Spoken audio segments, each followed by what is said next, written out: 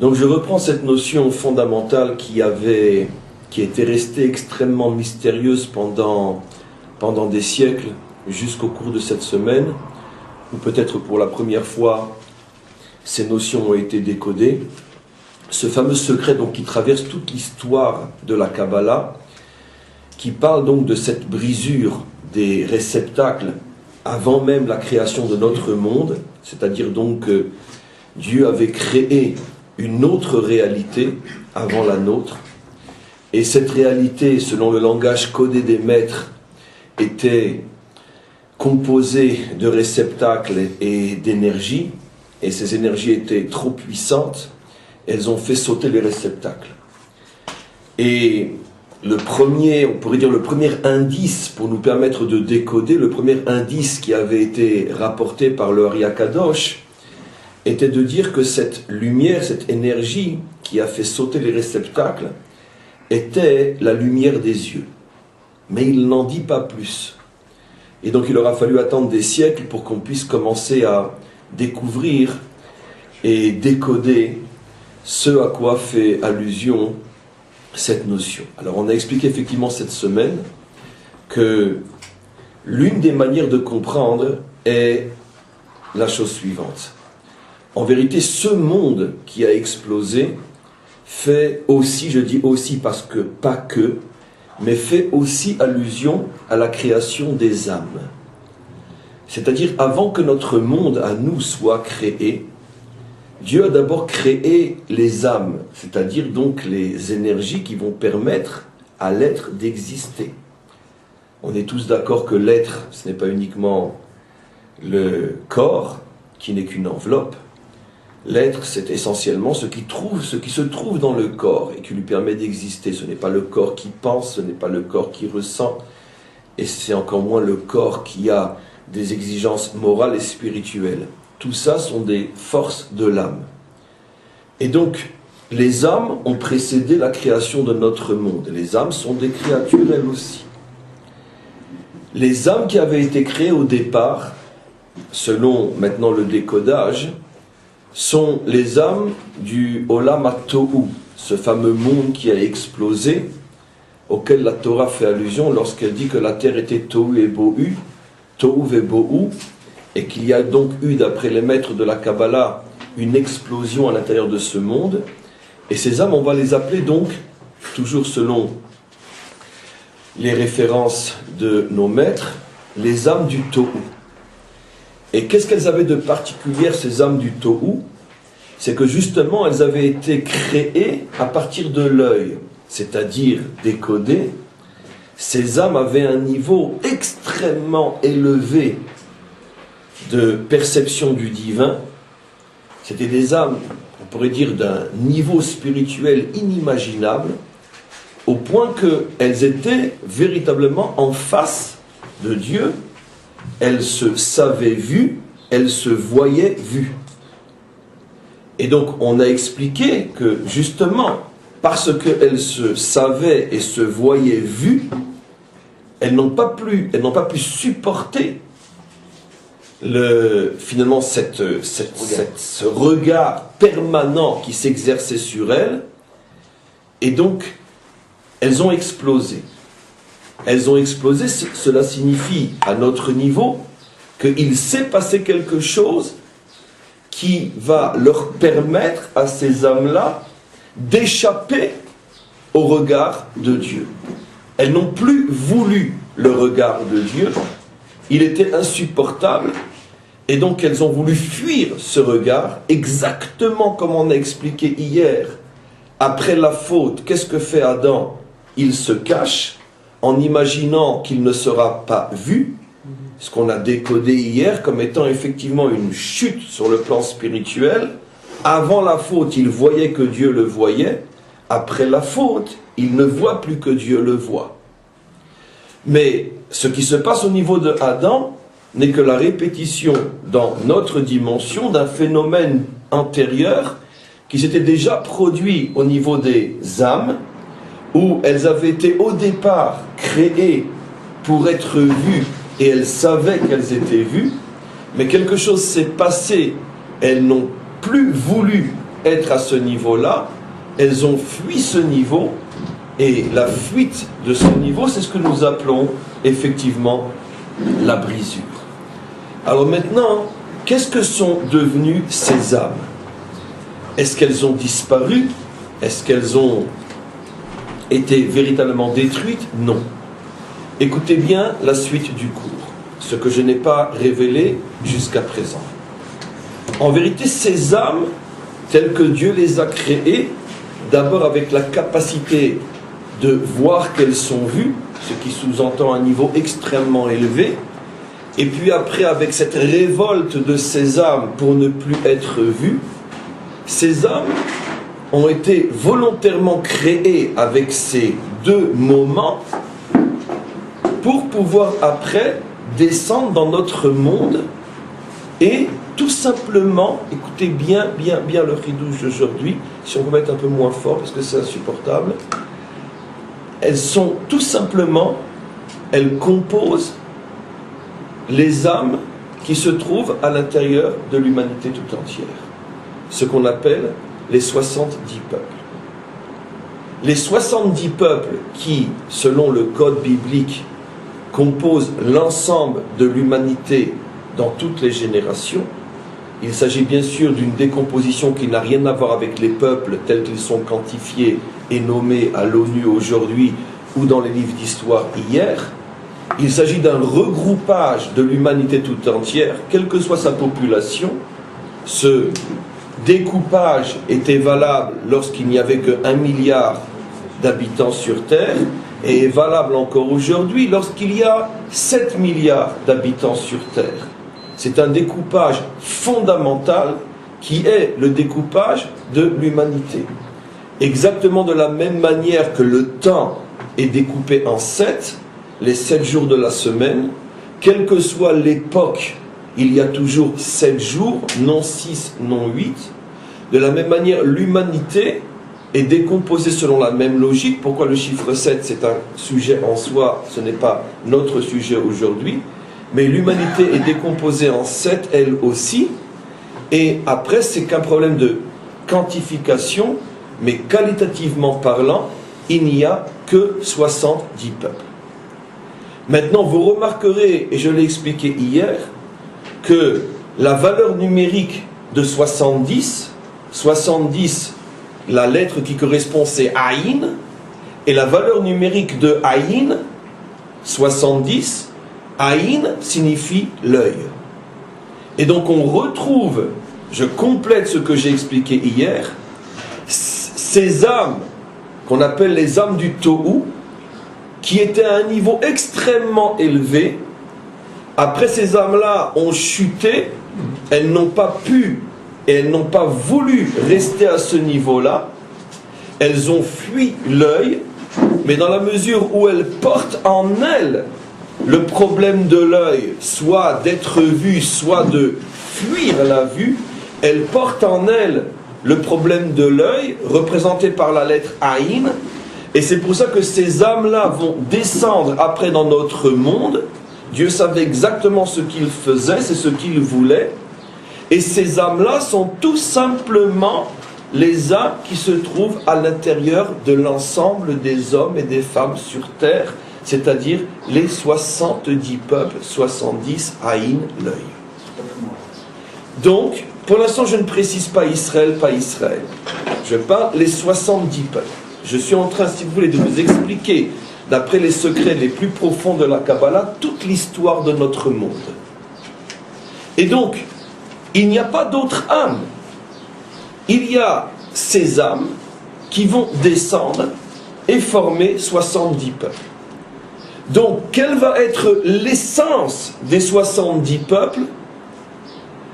Une sorte de paradoxe, de ce que j'appelle toujours cette schizophrénie, cette dualité entre un potentiel extrêmement élevé, car dans l'essence de ces âmes, l'âme du monde, il y a une possibilité de s'élever à un niveau extrêmement haut, puisque au départ ces âmes avaient été créées et conçues pour être vues et savoir qu'elles sont vues, le niveau le plus haut de relation avec le divin, puisque c'est le face-à-face. Mais, encore une fois, elles n'étaient pas au départ, et volontairement pas au départ, préparées à supporter ce niveau. Elles l'ont fui, elles sont tombées. Donc, la schizophrénie, parce que ces âmes-là, qui sont donc l'ensemble de l'humanité, ont une racine extrêmement élevée, mais d'un autre côté, pour l'instant, un refus total, on pourrait voir même dire une sorte de traumatisme, de rejet total de cette relation face à face avec Dieu. Ce qui veut dire que toute l'histoire de l'humanité terrestre va commencer par un traumatisme, par un rejet, par un refus d'être vu. De là, vous allez comprendre, d'abord je le dis d'une manière très globale, l'origine millénaire de l'idolâtrie. Pourquoi très vite et très tôt, d'après notre tradition, déjà au niveau du fils de Adam, le troisième fils de Adam, Adam a eu 3 fils célèbres, Caïn, Avel, il n'est rien resté d'eux, et le troisième, Enoch. Enoch était son petit-fils, pardon. Au niveau du petit-fils, il a eu 3 fils, donc Chet, le troisième, et de lui est sorti Enoch. Au niveau du petit-fils de Adam, Az Uchal Likro Beshem Hashem, c'est à ce moment-là qu'on a commencé à refuser de prononcer le nom de Dieu. Rachi explique qu'à l'époque de Enoch, l'idolâtrie a commencé. Or, si on réfléchit avec tout ce qu'on a déjà expliqué sur le phénomène de l'idolâtrie, si on réfléchit et on explique d'une manière relativement simple qu'est-ce que c'est l'idolâtrie, c'est la volonté, le désir de mettre des intermédiaires entre nous et lui pour que surtout il ne nous voie pas. Exactement de la même manière qu'un roi dirige son royaume avec quantité d'intermédiaires entre lui et le peuple, qui fait que même si nous obéissons à ses ordres, nous pouvons passer notre existence à ne jamais le voir. La plupart d'entre nous n'ont jamais vu le dirigeant de l'État d'Israël, et ça ne nous empêche pas de vivre selon les lois de l'État. À plus forte raison à l'époque des rois. Véritablement, il n'y avait pas de possibilité de le voir. Et donc automatiquement, qu'est-ce que c'est l'idolâtrie? J'accepte ma relation avec toi, mais surtout pas sous ton regard. Ça m'est insupportable. De cette idolâtrie qui au départ, explique le Rambam, maintenant on revient sur ce fameux Rambam que je rapporte à chaque fois, le Rambam explique qu'au départ cette idolâtrie n'était absolument pas un refus de Dieu, mais tout simplement la volonté de prendre une certaine distance par rapport à lui, et puis après, quand on a commencé à s'éloigner une fois, on s'est éloigné un peu plus, jusqu'à ce qu'on soit arrivé à la véritable idolâtrie, où il est carrément remplacé et plus personne ne sait qu'il a existé. Mais au départ, c'était simplement une distance. Mais entre toi et nous, quelque chose qui fait que ce n'est pas directement avec toi et sous ton regard que l'on va vivre. Donc c'est pour ça que l'humanité tout entière, globalement, est idolâtre, selon la définition profonde, authentique de l'idolâtrie. L'idolâtrie véritable n'est pas le culte de l'image, n'est pas le culte de la statue. Ça, on pourrait dire, c'est son déchet. Ça, c'est l'idolâtrie déchet. Excrément. Excrément, c'est pas de moi, c'est dans les versets, qui appellent l'idolâtrie giloulim, qui veut dire les excréments. Mais l'idolâtrie des origines n'est absolument pas un excrément. C'est véritablement la soumission à Dieu, mais qu'on ne voit pas et qui ne nous voit pas. Et de là, on est tombé après dans l'idolâtrie excrément, mais ça a pris des siècles, voire des millénaires. Donc, on comprend maintenant ce qui se passe au niveau de l'humanité. Alors, qu'est-ce qui se passe maintenant au niveau d'Israël? Quelle est la place d'Israël? Pour l'instant, je ne fais qu'un résumé de toutes les notions expliquées cette semaine, mais d'une manière beaucoup plus profonde, beaucoup plus fondamentale, et surtout en réutilisant d'une manière décodée comme jamais ça n'a été fait, ces principes de Kabbalah qui, d'une certaine manière, sont les véritables clés qui nous permettent de comprendre tout ce qui se passe sur Terre.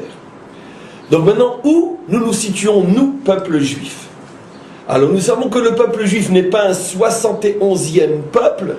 Le peuple juif est le substrat. Le substrat, ça veut dire il est d'une certaine manière le prélèvement, la trouma des 70. D'où savons-nous que nous sommes appelés trouma?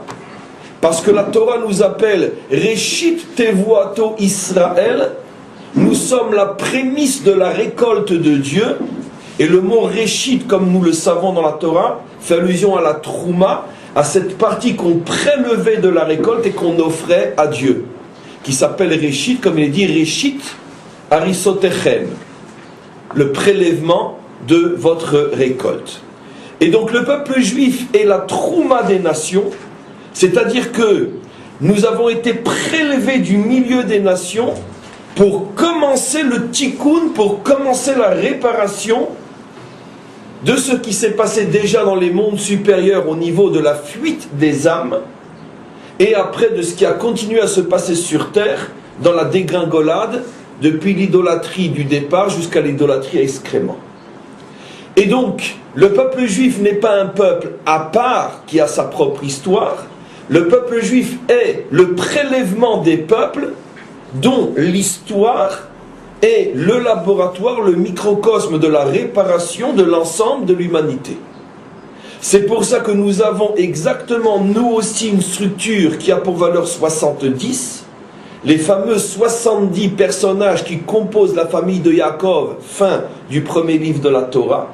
Pourquoi 70? Parce que pour chaque nation, nous en avons un. 70 nations, 70 juifs. Puisque nous sommes le microcosme, donc on passe de milliers de personnes qui forment une des 70 nations à un juif. Dans un juif, il y a des centaines de milliers de non-juifs. Mais c'est un prélèvement, et comme il y a 70 nations, il va y avoir 70 Hébreux au départ qui vont être l'atome fondamental qui va créer Israël, même si après Israël deviendra 600 000 personnes, et puis après plusieurs et plusieurs, plus encore et plus encore, la structure fondamentale c'est toujours 70, exactement comme l'existence sur Terre, où même s'il y a des cellules, des molécules et tout ce que vous voulez, au départ il n'y a que des atomes. L'atome fondamental d'Israël a pour valeur numérique 70, qui fait allusion donc aux nations, et qui fait allusion à l'œil. C'est-à-dire que Israël a été prélevé du milieu des nations pour réparer l'œil abîmé. C'est-à-dire donc ramener l'humanité à ce niveau de face à face, à ce niveau d'être capable d'accepter le regard de Dieu sans peur, sans crainte, et de pouvoir supporter cette relation avec Dieu qui, au lieu, comme pendant toute l'histoire et avant même l'histoire, au lieu de faire peur et de détruire, va au contraire être source de progrès, et ceci pour l'éternité. Alors on a expliqué que de quelle manière fondamentalement la reconstruction, la réparation va être faite. La Torah va donner à ce peuple échantillon deux forces qui sont les forces de l'œil. La Torah, comme on l'a expliqué hier, qui permet à l'âme de retrouver le niveau de l'œil. C'est pour ça que quand on a reçu la Torah, nous avons vu les voies. Et de même, la terre d'Israël, comme on l'a expliqué hier aussi, qui est sous le regard de Dieu. Ça, je vous renvoie à tous les cours. Jusque-là, nous avons réexpliqué d'une manière forte, puissante et profonde tout ce qui a été dit hier et avant-hier, mais cette fois-ci, selon le regard, c'est le cas de le dire, véritablement le regard véritable des explications profondes des maîtres qui connaissent les secrets de la Torah, et tels que je les ai décodés aujourd'hui, et tels comme je l'ai expliqué, qui n'avaient jamais été décodés auparavant jusqu'à cette semaine. Maintenant, on va avancer un petit peu plus. J'ai expliqué très globalement que la fuite des âmes va faire donc que ces âmes veulent échapper au regard. Mais sachez que ces âmes vont se scinder en deux groupes d'âmes, en deux catégories fondamentales, chacune d'entre elles va vivre sa fuite, son refus d'être vue d'une autre manière.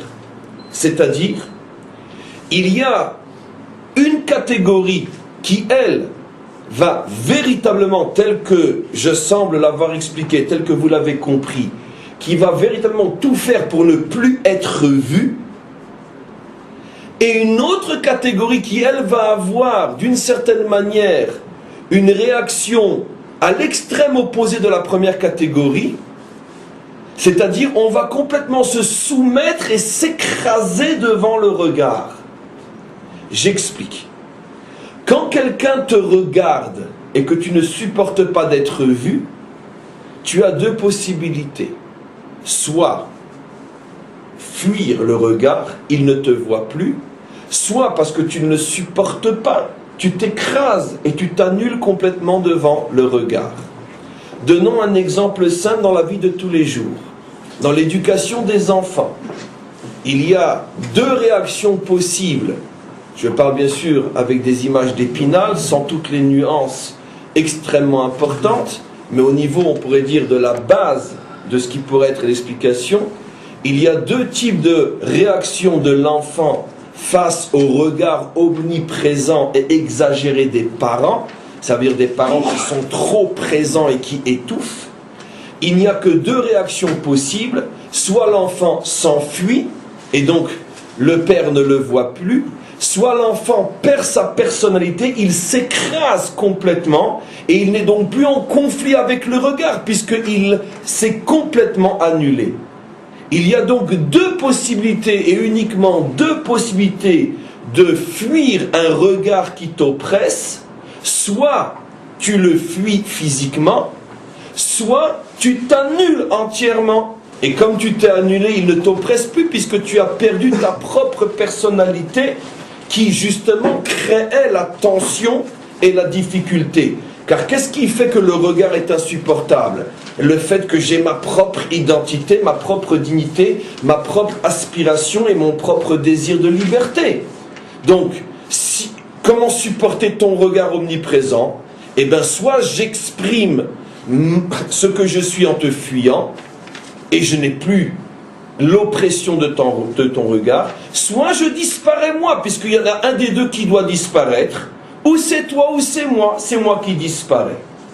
Ce qui veut dire que ces deux réactions d'âme, soit j'existe et c'est toi Dieu qui n'existe pas, soit je n'existe plus et il n'y a que toi qui existe, ces deux réactions vont créer deux types d'âmes qui, quand elles vont descendre sur terre, vont donner naissance à deux types de civilisations que l'on va appeler la civilisation de l'Est et la civilisation de l'Ouest.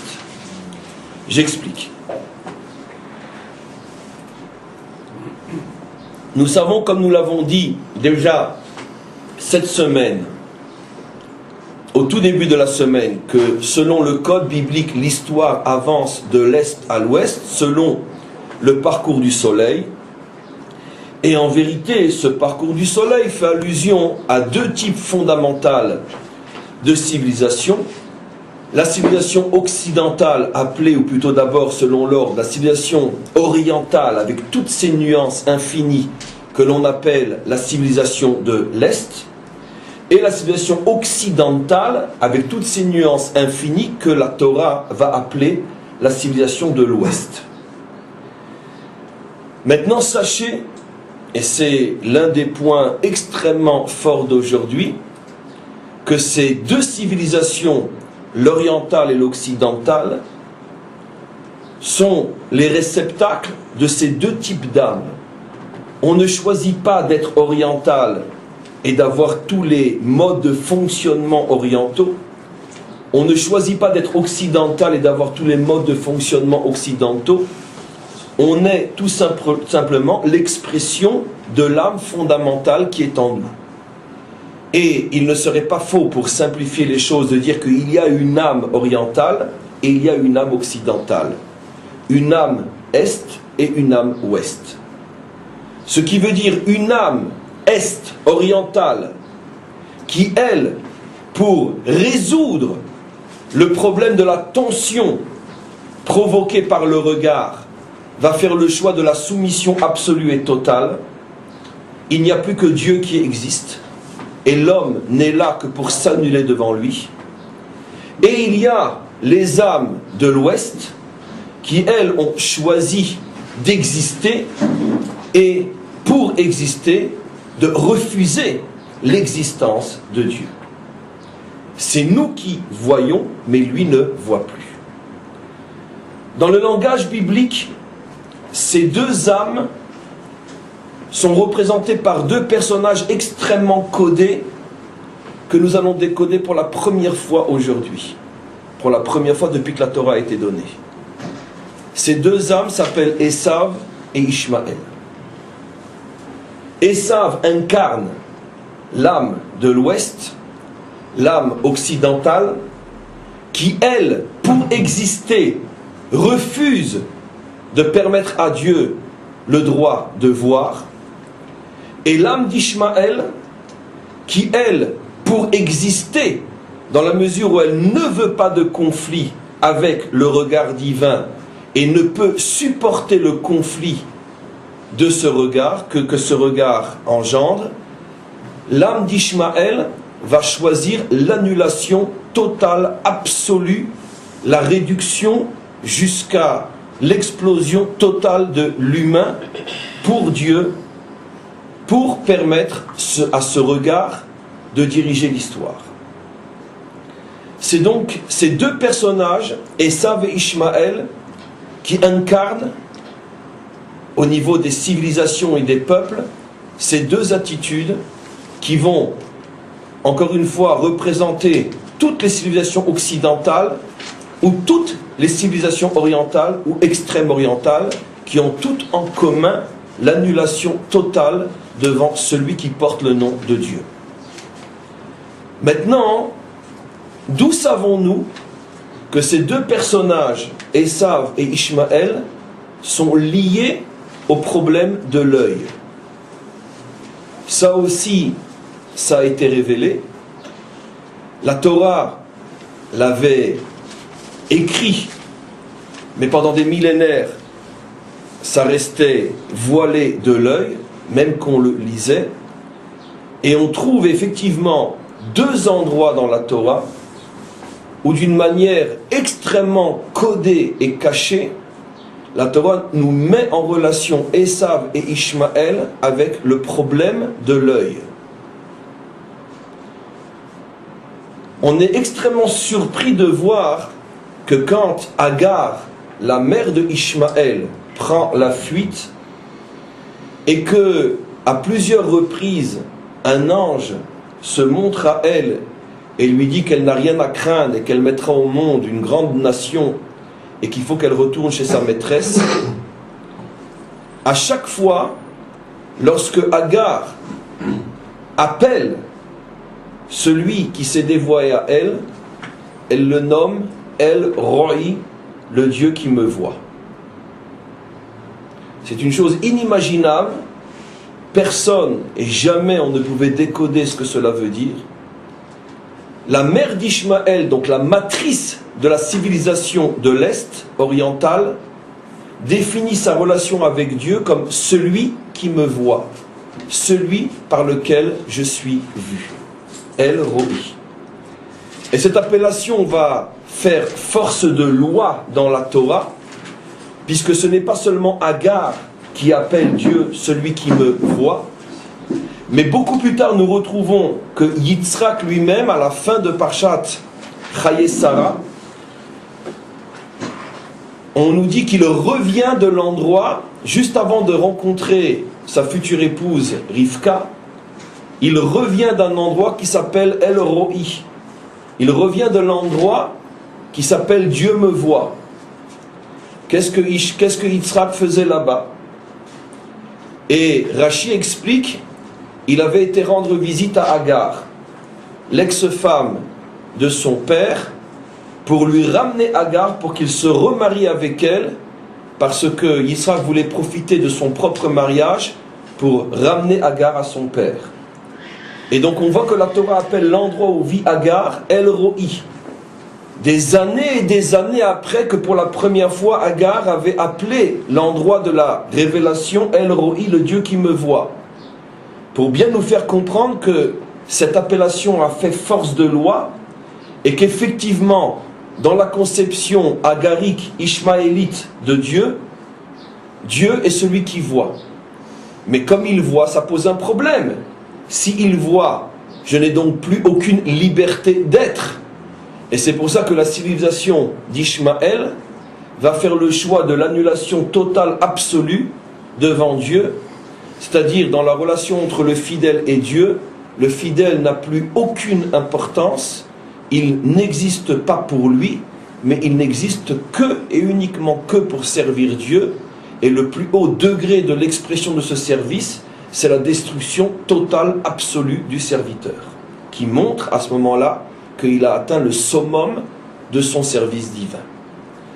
Et donc, la Torah ne s'était donc pas trompée lorsque depuis des millénaires, elle nous avait prévenu que la religion d'Ishmaël s'appelle El Roi, le Dieu qui me voit. Comprenez ce que vous dites, Rav, il n'y a pas l'un des puits où elle reçoit l'un des deux dialogues qu'elle a avec les anges de Dieu, il n'y a pas un qui s'appelle le puits du vivant qui me voit. Mais c'est ça El Roi. Oui, mais c'est ça qu'on parle. L'endroit s'appelle comme ça aussi. Mais c'est elle qui l'a nommé comme ça, dit Rachid. C'est exactement ce qu'on explique. C'est elle qui a appelé cet endroit le puits, l'endroit du Dieu qui me voit. Or, les commentaires posent une question évidente. Pourquoi Dieu qui me voit? Dieu qui me parle. Elle a parlé avec Dieu. Elle n'a pas été vue spécialement par Dieu. Tout le monde est vu par Dieu. Pourquoi elle spécialement en fait tout un hymne? Justement, parce que ce qu'elle n'a retenu de sa relation avec Dieu, ce n'est que le regard omniprésent et paralysant de ce regard qui transforme le fidèle en objet du divin, qui a perdu entièrement sa liberté. Oui. Il s'appelle Ishmaël. Oui. Ishma. D'accord. Et alors? On ne peut pas dire qu'il sera au niveau de l'oreille. Parce que personne sur terre ne peut être sainement jusqu'à la délivrance finale au niveau de l'œil. Ce que nous expliquons maintenant, c'est la conséquence dans le monde avant la délivrance de ce regard qui s'exerce sur l'homme. Effectivement, tu as sans doute raison que dans son nom, il y a d'une certaine manière le remède.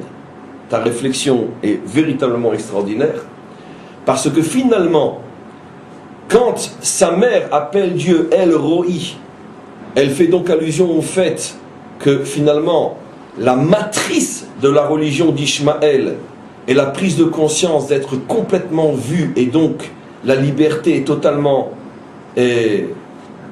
enlevée, annihilée. Mais d'un autre côté, si la Torah l'appelle Ishmaël, et ce qui conforte ce que je vais te dire, c'est qu'effectivement Ishmaël est le seul des personnages bibliques sur lequel il est dit clairement qu'il fera Teshuvah, à la différence de Esav, parce qu'effectivement il porte dans son nom son tikkun.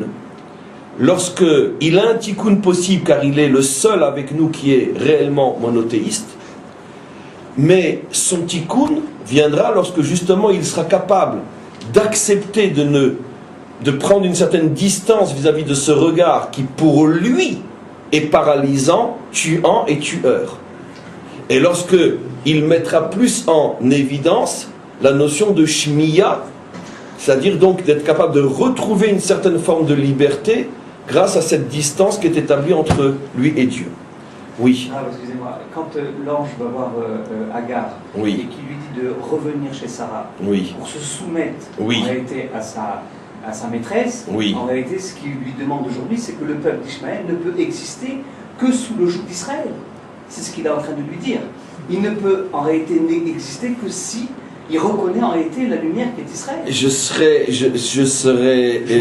Si lui demande de se soumettre, elle vient pleurer. Je vais t'étonner fortement, mais je ne veux pas rentrer sur ce sujet-là. Je t'invite à lire sur place ce que dit le Baal HaTurim, et tu verras que c'est exactement le contraire de ce que tu crois comprendre au niveau de la lecture des versets. Lis le Baal HaTurim, et tu verras que le Baal HaTurim explique que justement, le tikkun d'Ishmaël ne passe pas par sa soumission à Israël. Et regarde ce que dit le Baal HaTurim. Effectivement, le verset semble dire une chose qui va dans ce sens-là, mais les choses ne sont pas si simples et si évidentes que ça. En tous les cas, encore une fois, c'est un sujet qui est trop vaste dans le cadre du cours d'aujourd'hui, mais regarde le Baal HaTurim sur ce verset, Veit'ani tachat yader, et regarde ce que le Baal HaTurim dit là-bas. Maintenant, je reviens sur le texte. On voit donc que la relation entre la matrice d'Ishmaël et Dieu, c'est donc de définir Dieu comme étant omnivoyant, ce qui annihile totalement la liberté de l'homme, et comme on le voit s'exprimer à la perfection dans la civilisation de l'Est. Maintenant, regardons à l'extrême opposé comment Esav réagit par rapport à l'œil. Nous avons un texte qui était complètement scellé et codé pendant des millénaires, et voilà son décodage.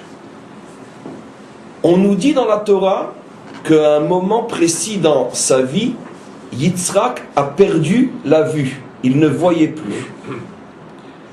Et juste avant, on nous dit que les femmes qu'avait épousé Esav causaient de grands soucis, une grande tristesse à ses parents, à Rivka et à Yitzhak. Et tout de suite après, on nous dit que Yitzhak est devenu aveugle. Rashi, bien sûr, ne peut pas éviter de nous montrer qu'il y a ici un message. Pourquoi nous dire que Yitzhak est devenu aveugle, qu'il a cessé de voir, juste après que l'on nous dit que les femmes de Esav rendaient amère la vie des parents. Rashi explique pourquoi elles rendaient amère la vie des parents. Parce qu'elles pratiquaient l'idolâtrie sous les yeux de Yitzhak, et particulièrement elles allumaient tous les jours de l'encens aux idoles, et Rashi dit de la fumée de ces encensements, Yitzhak est devenu aveugle. Et c'est bien sûr la réponse à notre question. La Torah nous montre que Yitzhak est devenu aveugle à cause de la fumée de l'idolâtrie de la femme de Esav. Bien sûr, on a compris. Esav est la religion de l'Ouest, celui qui, comme son oncle Ishmaël, ne supporte pas le regard divin, mais à la différence, Ishmaël est beaucoup plus spirituel que Esav. Et donc Ishmaël n'a pas eu le courage, et c'est son mérite d'ailleurs, de fuir Dieu, mais il a préféré, pour mettre fin aux tensions, s'annuler totalement devant Dieu. Mais Esav, qui lui est la matrice du monde occidental, et donc qui porte en lui toutes les forces et les énergies du matérialisme, lui, comment qu'il va résoudre la pression et la dépression causée par le regard? Il va aveugler le regard. Il épouse une femme qui est capable de faire fermer les yeux. La femme étant toujours, comme on le sait, dans la symbolique biblique, la dimension précisément spirituelle de l'homme, contrairement à ce que l'on croit. Matzah Isha, Matzah Torah, celui qui trouve l'épouse trouve la Torah. La femme précisément dévoile quelle est la vraie dimension spirituelle d'un homme. Regarde qui est ta femme et tu sauras où tu en es sur le plan spirituel. Et donc la femme de Esav est l'incarnation de la véritable spiritualité de Esav. Et qu'est-ce que fait cette femme? Elle rend aveugle Yitzhak.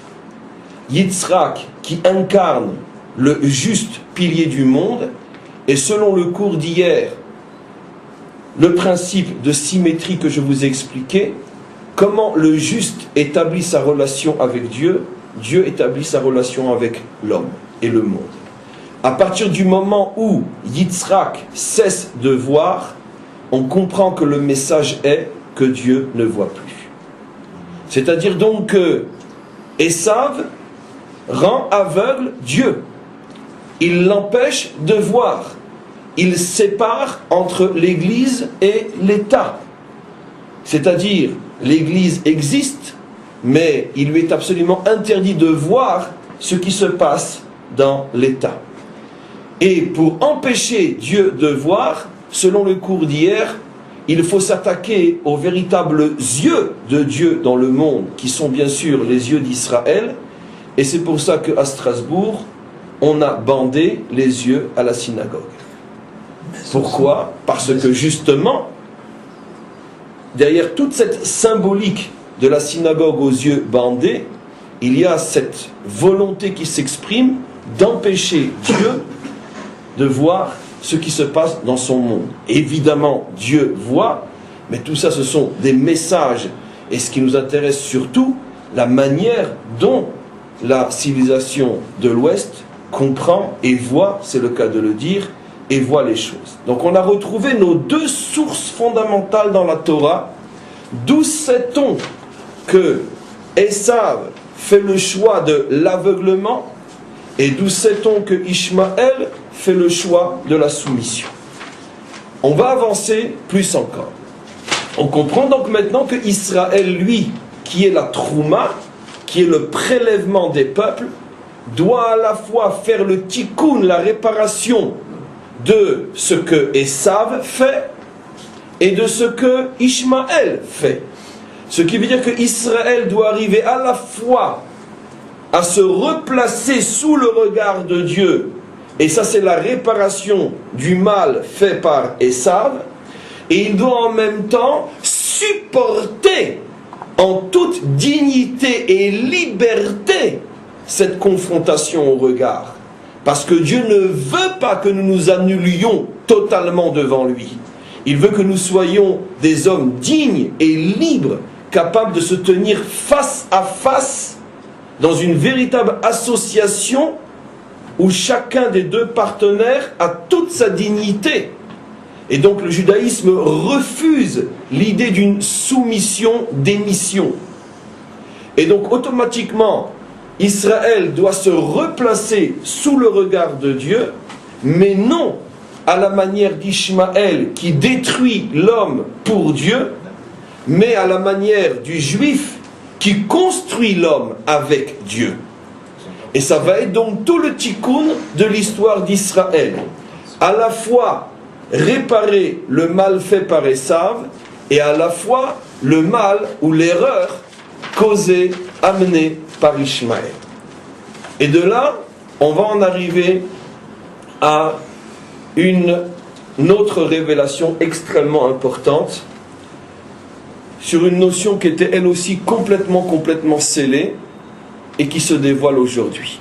Vous savez que dans leur langage codé, les maîtres d'Israël ont expliqué que lorsque le monde du Tohu a explosé, il a explosé en 288 morceaux.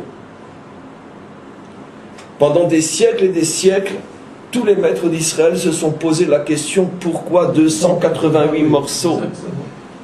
Le Hari HaKadosh, le plus grand de tous, a commencé à expliquer, et a totalement expliqué, mais selon un art dont il est le seul à avoir le secret, il a tellement codé ce qu'il a expliqué que même s'il n'avait rien expliqué, ça aurait été encore plus compréhensible qu'après avoir commencé à expliquer, tellement c'est codé. Il donne dans son livre Etz HaChaim et surtout dans son livre Otzrot HaChaim, il donne quantité d'explications vers la fin du livre Otzrot HaChaim, pourquoi le chiffre 288 Rapach, mais ça reste extrêmement scellé.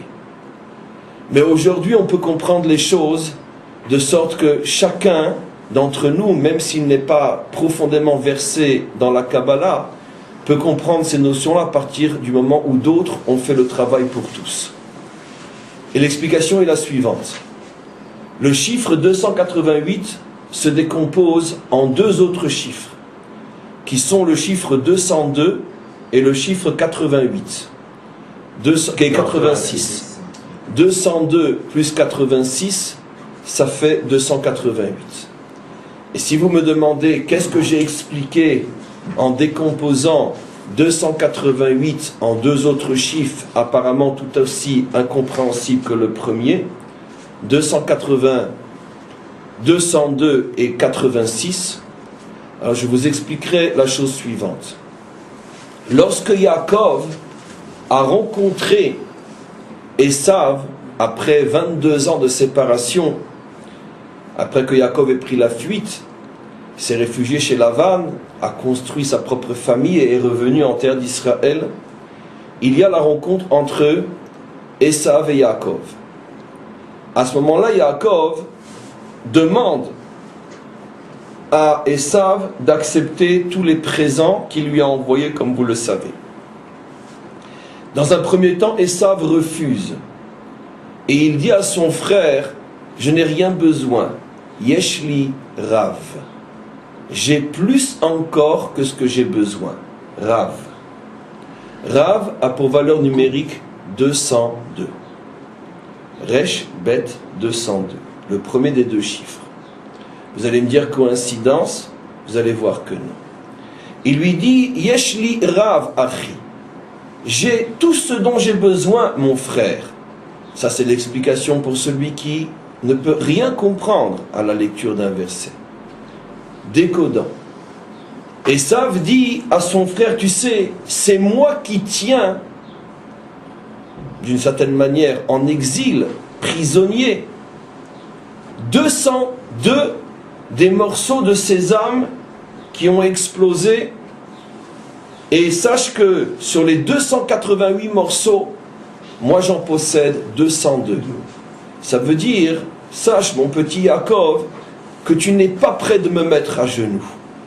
Parce que chez moi se trouve la majorité des étincelles divines qu'il faut récupérer, reconstruire pour amener le monde à la délivrance. Et je ne suis pas prêt de les lâcher. Yaakov sait que le prix à payer va être très lourd. Pour que Israël récupère ces 202 étincelles, Israël va devoir traverser une longue et terrible souffrance qui sont les longues et terribles années d'exil en Égypte. Mais grâce à cet exil et surtout grâce à cette délivrance, Israël va récupérer les 202 étincelles divines qui étaient cachées à l'intérieur de l'âme de Esav. Et c'est pour ça que quand le peuple juif est sorti d'Égypte, il est sorti et l'a accompagné le fameux Erev Rav. Rav 202.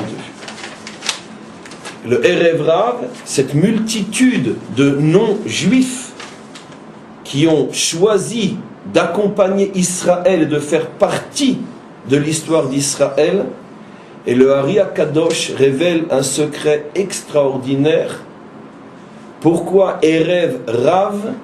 Parce que Rav signifie beaucoup de non-juifs, mais le sens profond, Rav, valeur numérique 202, c'est-à-dire que Israël, grâce au fait qu'il a su surmonter l'épreuve de l'exil, a récupéré les 202 étincelles divines qui se trouvaient d'abord chez Esav. Et ça va beaucoup plus loin que ça. Non seulement on retrouve le chiffre 202 dans le mot Rav de Erev Rav, mais même dans le mot Erev, si vous le décomposez en deux, vous avez Aïn Rav. Aïn, l'œil, Rav 202. Les 202 morceaux de l'œil qui avaient explosé ont été récupérés. Aïn Rav. Quand l'œil a explosé, il a explosé en 288 morceaux.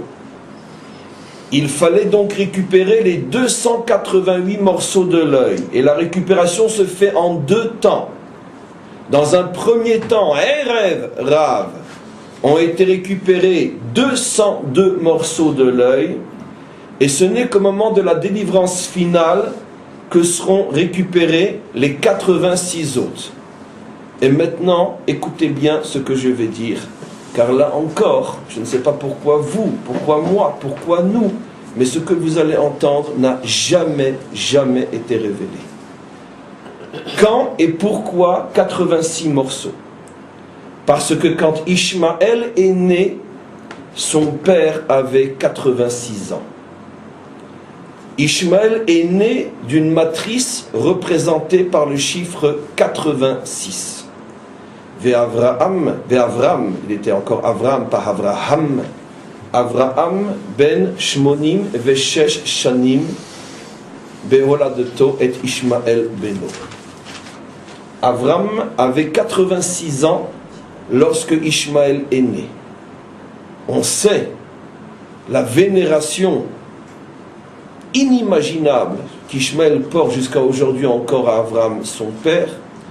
C'est pas tout à fait le même père que le nôtre, car nous sommes les enfants d'Avraham, lui est l'enfant d'Avram, car quand il avait 86 ans, il s'appelait encore Avram. Donc même au niveau du père, on n'a pas tout à fait le même, contrairement à la légèreté de l'explication, car la différence est énorme entre Avram et Avraham, au niveau du sens profond des deux dimensions incarnées par le même homme, mais peu importe. En tous les cas, il avait 86 ans. Or, c'est extraordinaire. Lorsque nous sommes sortis d'Égypte, nous avons récupéré Eirev Rav, nous avons récupéré 202 morceaux de l'œil. Il nous en reste 86 à récupérer.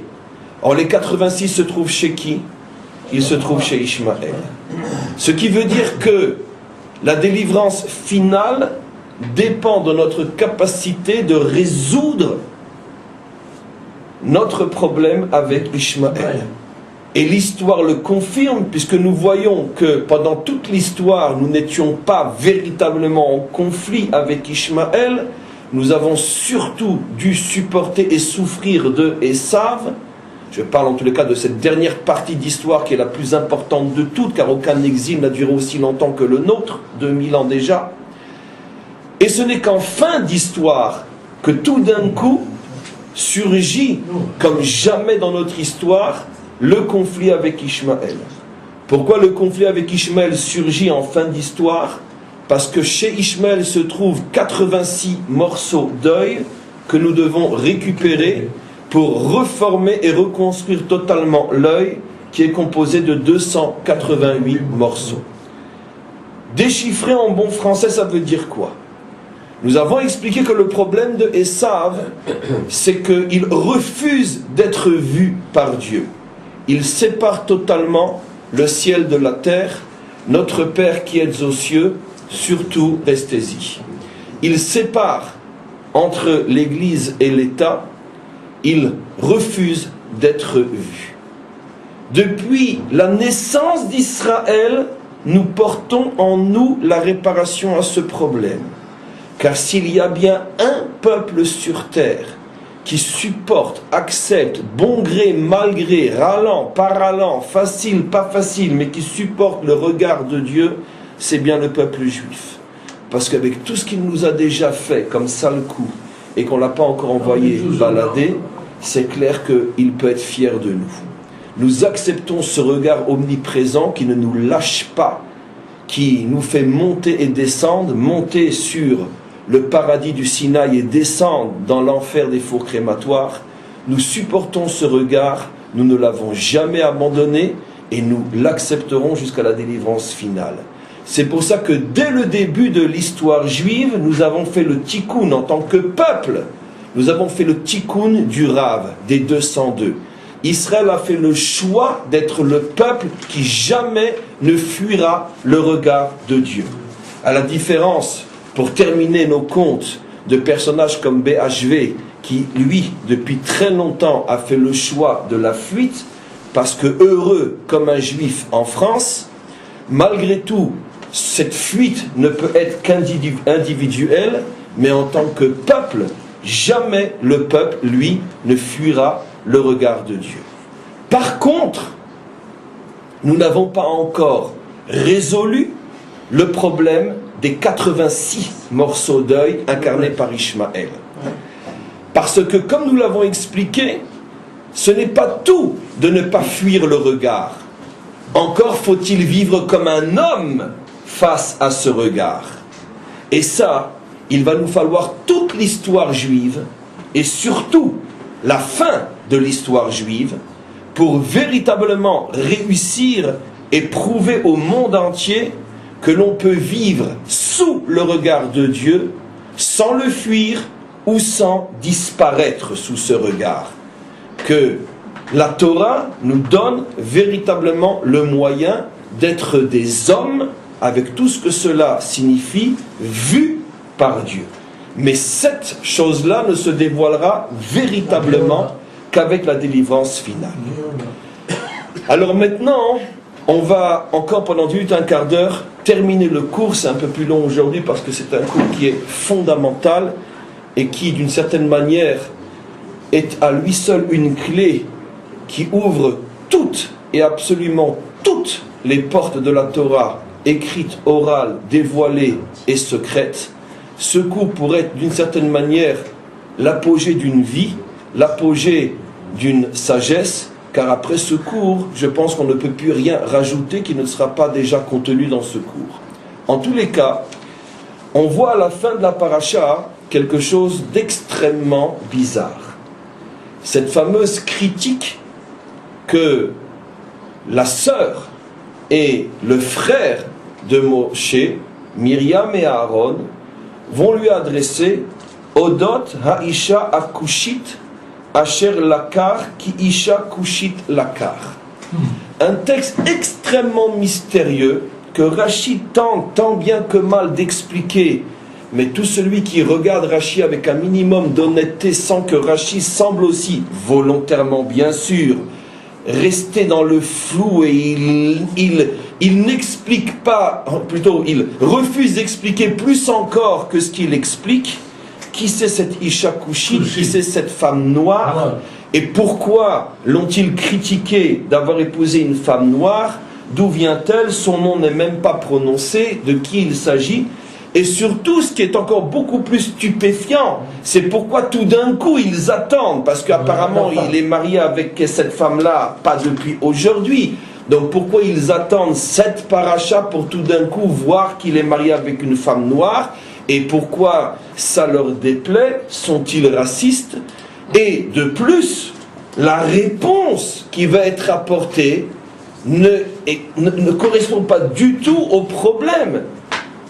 Qu'est-ce que Dieu va répondre globalement? Je vous invite à le lire, mais je ne veux pas le lire parce qu'on a peu de temps. Mais globalement, quelle va être la réponse? Dieu se met en colère contre Myriam et Aaron. Comment osez-vous parler à mon serviteur qui est le plus humble des hommes? Je paraphrase. Il n'y a pas comme Moshe, mon serviteur sur terre, lui le plus humble des hommes. Comment osez-vous parler de la sorte à mon serviteur alors que vous, écoutez-moi bien, mais ce que je vais dire, vous avez déjà tout compris puisque c'est une semaine de cours, alors que vous êtes incapable de me voir face à face et que lui peut me voir face à face. Voilà comment se termine notre paracha. Vous êtes incapable de me voir face à face, mais lui peut me voir face à face. De quel droit osez-vous ouvrir la bouche contre lui? Je précise juste comment, parce que c'est d'une beauté inimaginable, comment la Torah explique qu'eux ne voient pas et lui voient.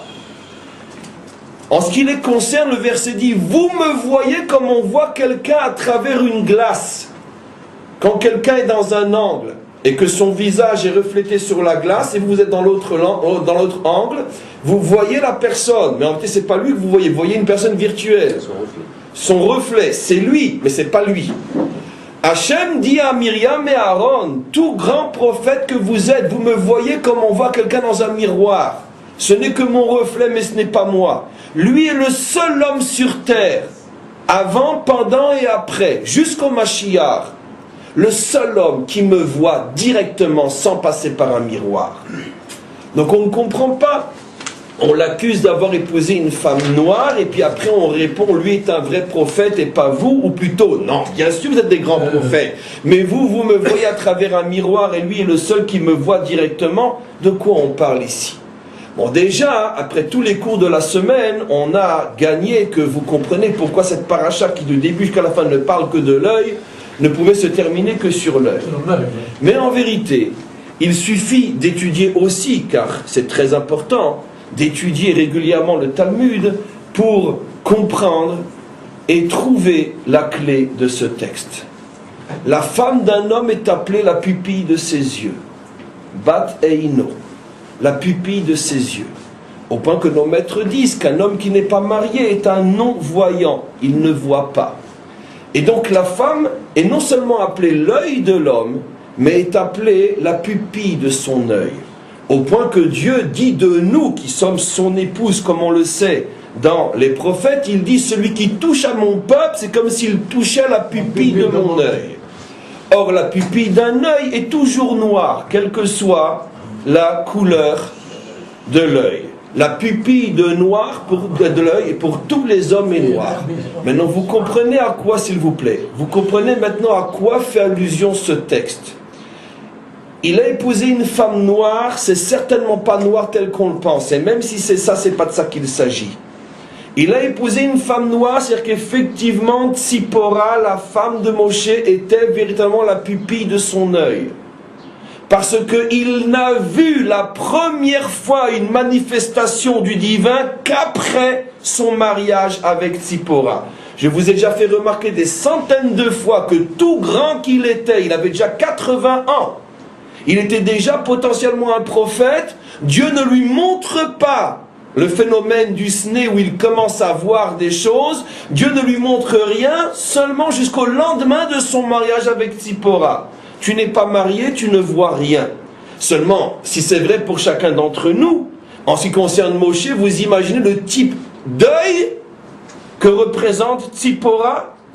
Tzipora est un œil inimaginable. C'est sa pupille noire qui va permettre à Moshe de voir Dieu. Sans Tzipora, Moshe ne voit rien. Maintenant, on comprend qu'est-ce qui se passe dans la réponse d'Hachem. Hachem dit à Myriam et à Aaron, mais vous savez de quoi vous parlez, vous? Mais vous savez qui c'est cette femme? Mais vous savez qui c'est Tzipora? Mais vous avez compris qui est Moshe? Comme vous ne voyez pas ce qu'il voit, vous ne pouvez donc pas comprendre qui est Tzipora. Et donc vous vous permettez de critiquer pourquoi il a épousé cette femme. Et vous allez comprendre quelle est la critique tout de suite. Mais vous savez ce qu'elle lui a apporté, cette femme? Sans elle, il ne me verrait pas. Mais vous ne voyez pas qu'il me voit, parce que vous vous imaginez que lui aussi, il voit comme vous voyez. Du virtuel. Mais lui me voit véritablement. Et vous savez pourquoi qu'elle est noire? Parce qu'elle incarne la pupille de ses yeux. Vous lui devez tout à cette femme-là, parce que sans elle, il n'y a pas de Moshe. Et s'il n'y a pas de Moshe, il n'y a pas de Torah. Et s'il n'y a pas de Torah, il n'y a pas de peuple juif. Il n'y a rien. Tout repose sur une femme noire, qui était Tzipora, la pupille des yeux de Moshe. Voilà ce que révèle ici le texte.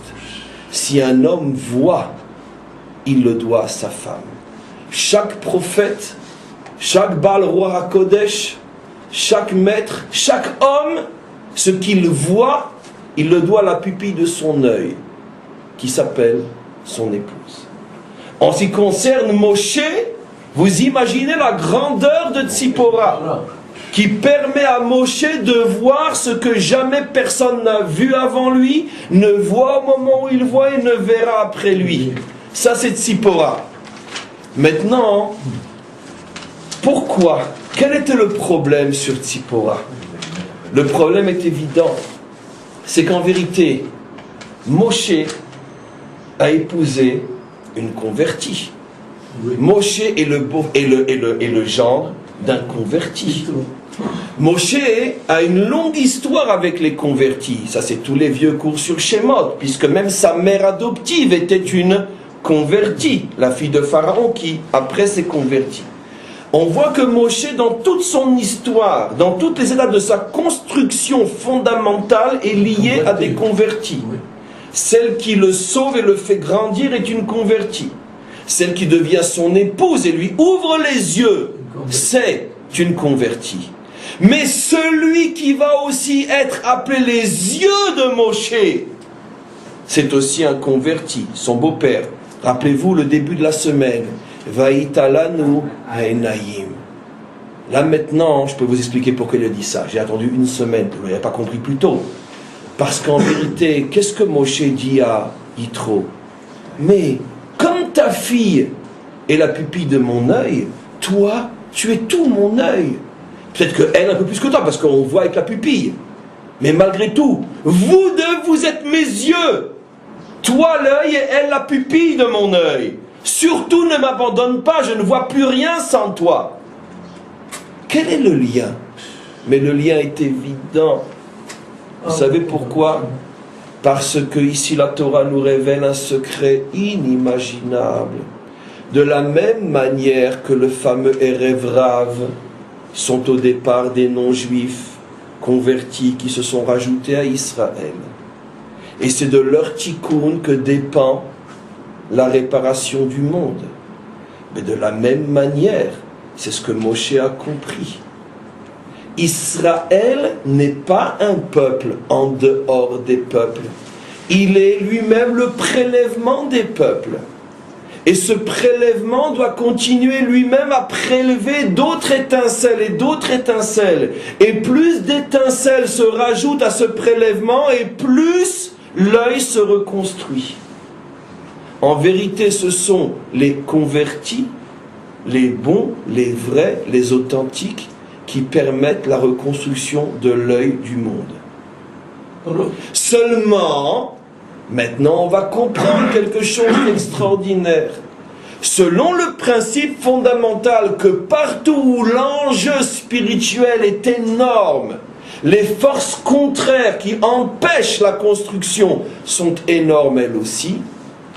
Où vont se trouver le plus de possibilités de s'élever, en même temps le plus de possibilités de chuter et de faire chuter, précisément au niveau de ces âmes-là. C'est pour ça que le Erev Rav, s'il est celui qui peut apporter les yeux d'Israël, est aussi celui qui peut le faire tomber.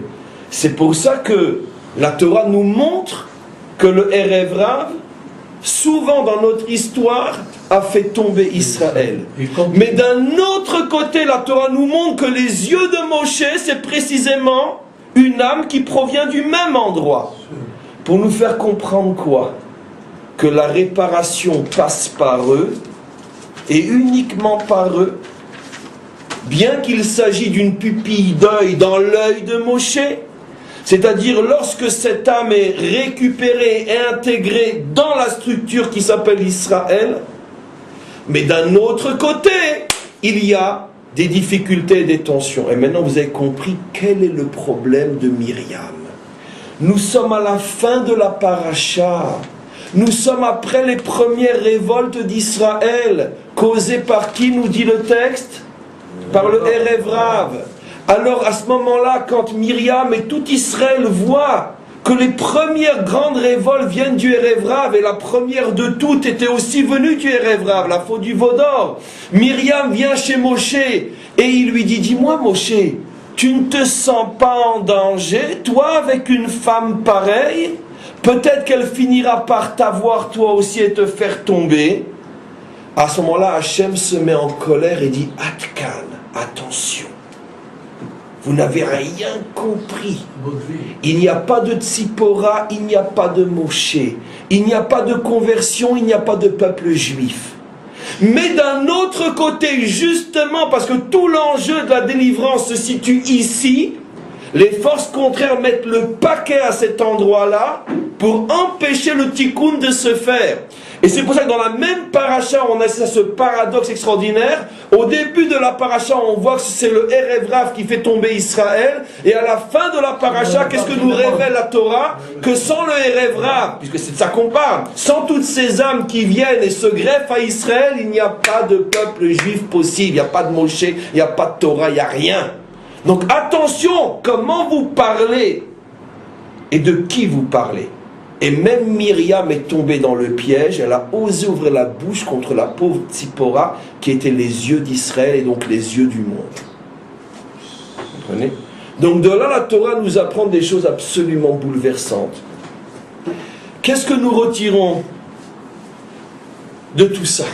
Nous retirons que le Hari Akadosh nous dit d'une manière extrêmement codée, Et je vais terminer le cours en décodant aussi quelque chose qui est resté scellé pendant des siècles.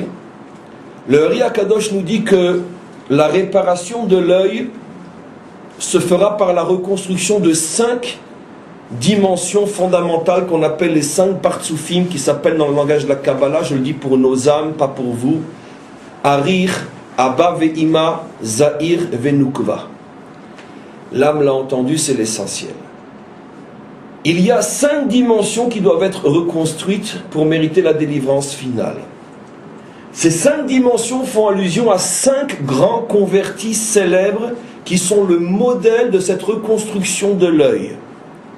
Ces 5 grands convertis modèles sont 2 dans la Torah, 1 dans la Bible, ce qu'on appelle le Nar, et 2 dans la Torah chez Béal Pé, ce qu'on appelle la tradition orale, le Talmud. Les 2 célèbres convertis modèles de la Torah écrite sont bien sûr le père et sa fille, Yitro et Tzipora, qui sont devenus l'œil de Moshe, l'un le pourtour de l'œil et l'autre la pupille de l'œil. Le converti célèbre de la Bible, c'est bien sûr, il n'y en a qu'une, c'est Ruth.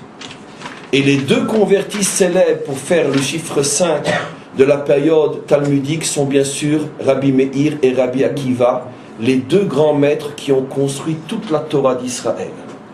Vous voyez que toute la Torah d'Israël, tout le peuple juif passe par 5 convertis fondamentaux qui sont Yitro, Tzipora, Ruth, mais Rabbi Meir et Rabbi Akiva. C'est à ça que faisait allusion le Ari Akadosh. Et simplement, le tikkun continue parce que le tikkun avance et le tikkun ne sera réellement terminé qu'avec la délivrance finale, où à ce moment-là on aura récupéré tous les morceaux qui étaient éparpillés aux 4 coins de la terre, l'œil sera entièrement reconstruit et c'est à ce moment-là que se réalisera notre prière Vetechezena eneinu veshuvcha letzion derachamim. Permets, Dieu, à nos yeux de voir ton retour à Tzion. Amen. Vechen ye'e ratzon.